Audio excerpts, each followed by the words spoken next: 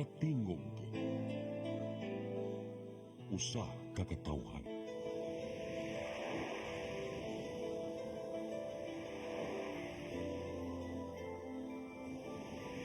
Cebu Catholic Television Network.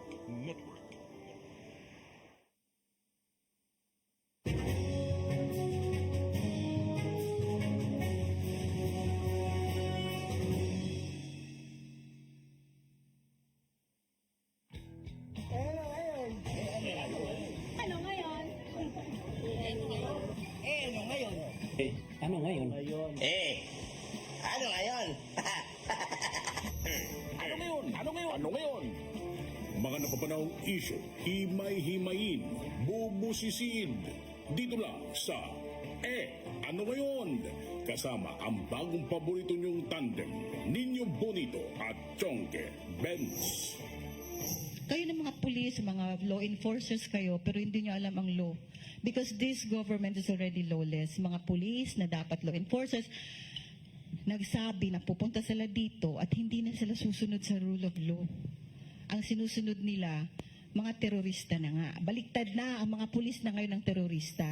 Labis-labis po ang pananagutang kriminal ng Marcos Jr. government. Ginawa niyang private army at walang sinusunod na batas ang Philippine National Police, partikular sa Davao.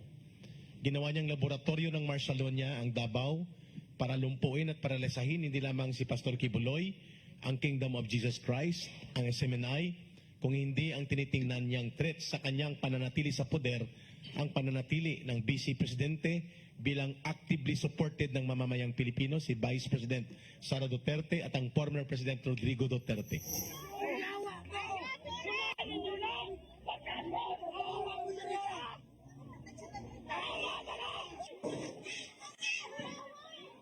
Hinaharangan nila lahat ng dinadaanan ni Torre.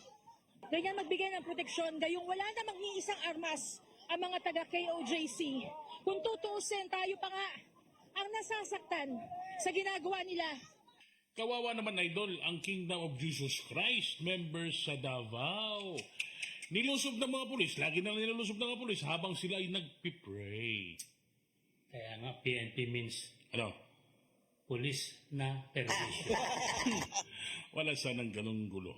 Kung ginaya nila yung NBI sa pagsiserve ng warrant, magalang at may mutual agreement. Ang NBI kasi nagpaka-PNP. Ano yun? PNP. Ano yun? Pasintabi po. May namatay tuloy sa kampo ng KOJC dahil natirgas na pulis, may na-heart attack pa daw, may pananagutan ng PNP. Sumagot na. Anong sagot? Ang sabi ng PNP, pasensya na po. Pasensya lang, may namatay. Dati magalang yung mga pulis Davao. Dating matitinong Pulis Davao, PNP, Proud National Police. Ngayon, ang bababoy ng mga pulis Davao. Baboy na pulis, Aha, Philippine National Police. Kaya tuloy, nilaglag ng DILG. Mismo DILG at Executive Secretary Lucas Bersamin ang tropa ni General Nicolas Torre. Anong sabi? This is purely a police operation and wala pong kinalaman kahit sino dito. No one from us.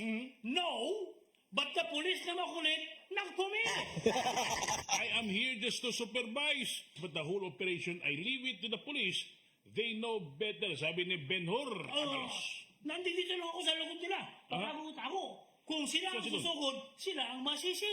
Sabi si Secretary, walang halaga ang pulis sa mata nila kahit ginagawang frontliners. Frontliners kaya nga PNP means Ano? Philippine National Police. Natawa naman kasi yung tropa ni General Torre, mga kaibigan. Walang abilidad na makahuli ng pinaghahanap. Kung katawa-tawa sila sa paningin natin, hindi sila natutuwa. Dahil sa ngayon ng PNP means police na pikon. Sabi mo ba? Sobrang pikon. Pati heartbeat sa ilalim ng lupa, maski palaka pa yun, ay nadidetect daw nila. Ayaw nang umalis sa KOJC compound. What? Gusto nilang tumira sa loob ng KOJC compound dahil sa heartbeat? PNP means, Ano? running. Ang members ng KOJC, mga kaibigan, ay nagdarasal ng taimtim. Nagpipray sila. Na biglang dumating itong tanimtim. Anong kalimtim? Tanimtim. Idol, nagpasok sila ng baril pero nabuking. May video pa nga eh. PNP? Ano naman? Palpak na pulis. Uy! Ay ano ang tawag sa ebidensyang video ng armas na ipinapasok ng pulis? Ano? Video ng PNP? Hmm. Puslit ng pulis. Sa puslit na yan, nagwala ang mga members. Para mga demonyo na raw ang mga pulis sa Davao. Pulis Davao, demonyo? Oh. PNP means Possessed National Police. PNP na naman yun, ha? Bakit kasi tinatamnan nila ng baril? May pre-rally lang naman. Idol Bonito.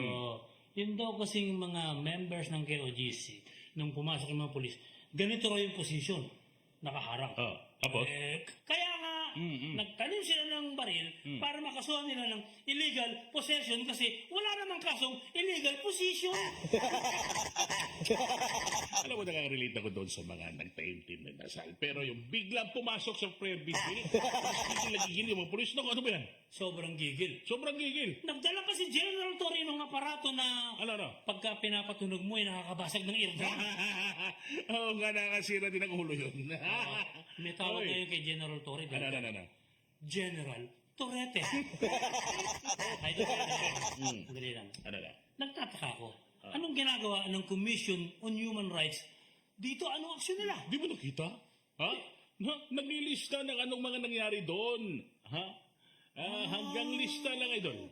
CHR means Commission on Human Rights. Hanggang lista lang kasi kayo. Pero pag leftist ang victim, galit na galit ng CHR. CHR means Commission on Human Rights. Ay! Sana kumilos ang CHR. Hindi na biro yung yurakan na pulis, ang respetadong batas. Kahit kontra ang KOJC sa communist, dapat kumilos ang CHR sa winawasak na karapatang pantao. Kung hindi, Ano? tatawagan silang Commission on Human Rights. Sana all, kampihan nila. Hindi yung parang kampi lang sila sa revolutionary left. Commission on Human Rights. Yun. Idol, nanawagan din ng Senado na sumuko na lang si Pastor Apollo Kibolay. Actually, trabaho ng executive yan. Ang isyong yan. At hindi sa legislative. Teka nga, kung ibalik ng KOJC sa kanila ang ganitong tanong. Hmm. Noong magtago, si Senator Gringo, noong magtago si Senator Lacson, nanawagan ba siya na sumuko yung dalawa? Oo nga, ito pa. Nung patawa ng sentensya si Senador Joel Villanueva Yes, naman. dahil sa corruption, isinuko ba nila? Nagtatanong lang po kami. Well, actually, Idol, susuko daw naman si Pastor Kiboloy kung hindi makikialam ang US sa kaso niya. Asa pa siya ang gobyerno natin? Tutaan ng Estado? Kung ang Philippine government ay tuta ng Estados Unidos at kinukonsinti nila ang PNP sa human rights violation, ano ng US ang PNP? PNP, Ano? Philippine National Party. Ano ngayon? Ano ngayon? Ano ngayon?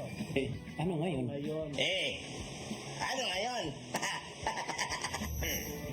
Ano ngayon? Ano ngayon? Ano ngayon? Kasama ang bagong paborito niyong tandem, Ninyo Bonito at Chonke Benz. Ano ngayon?